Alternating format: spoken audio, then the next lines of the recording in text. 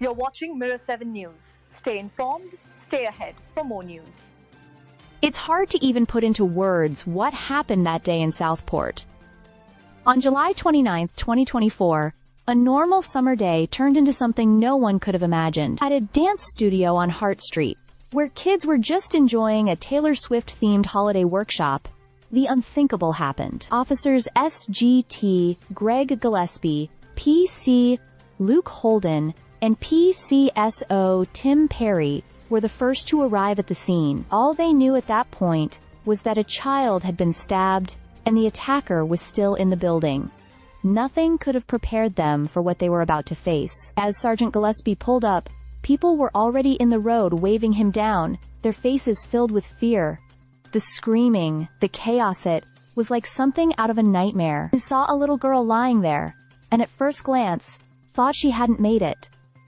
Miraculously, she survived, despite being stabbed over 30 times. That moment, and everything that followed, is something he says no amount of training can ever prepare you for. Not long after, PC Holden and PCSO Perry arrived. Through the radio, PC Holden could hear the fear in SGT Gillespie's voice. They knew they couldn't wait for armed response backup.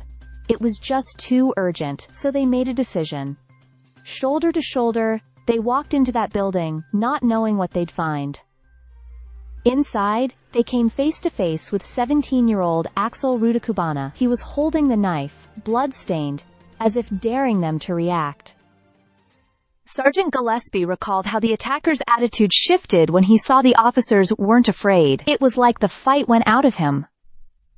3 beautiful young girls, Alice Aguiar, Beeb King, and Elsie Stancombe, lost their lives that day. 8 other children and 2 adults were also seriously injured.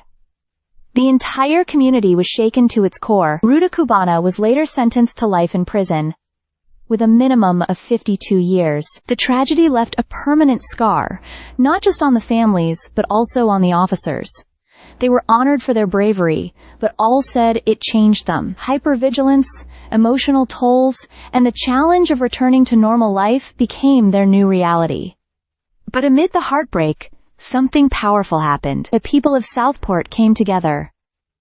The families of the victims led that unity with strength that SGT Gillespie called inspirational. They turned unimaginable pain into a force for healing. And even though the trauma of that day will never fully fade, the memory of the girls and the bravery shown will never be forgotten.